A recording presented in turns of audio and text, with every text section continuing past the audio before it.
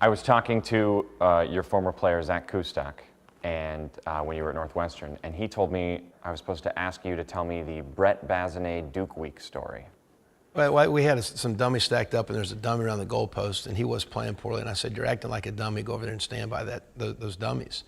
And then we started playing and coaching, and I forgot he was over there. It wasn't like I was going to stand there for 4 or 5 minutes just making a point. Well, like it's 45 minutes later, and Baz is still sitting with his arms folded, hanging by the dummies. How did you first meet your wife, Angie?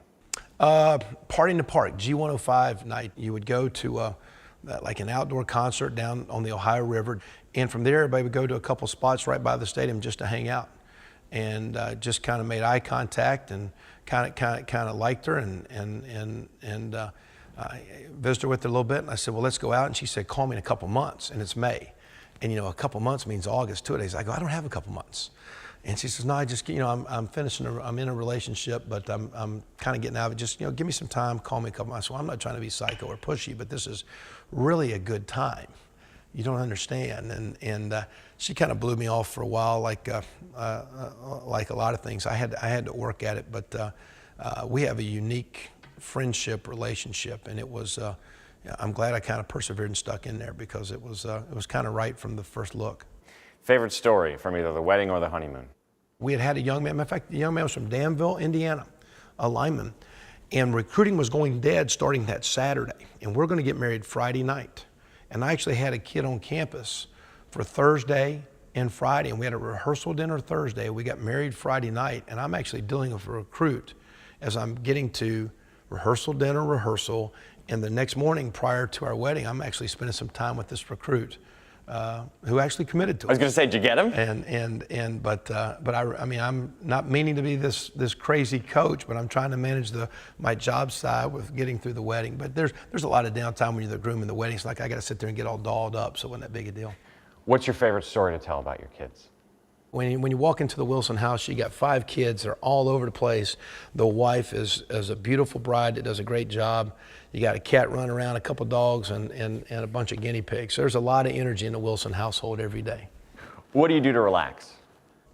I like, you know, again, putting in the iPod and just listening to some music. I like my backyard. I like going out back where it's just kind of you and you can get away and there's nothing there but you and your space and your time and whether you're, you know, you're sitting at your pool or with some music going on and some friends. I'm not a fisherman, but I started taking my 2 little boys fishing, my youngest daughter, and we've had a blast doing things like that. At home, how much do you cook? Enough. I mean, I'm really great. I've got one of those green egg porcelain grills, so I'm a really good griller. Yeah. So I'm kind of the grill guy, and a master of the microwave. But my wife's awfully good to cook. But we, you know, in the summer we get up by the pool and we grill it up pretty good with those kids. And I like to get outside. Again, I like to hang in the backyard, and that grill's a big part. Get the music going, get the grill going, jumping in the pool. It's hard to beat. Show off for me. What are your microwaving skills?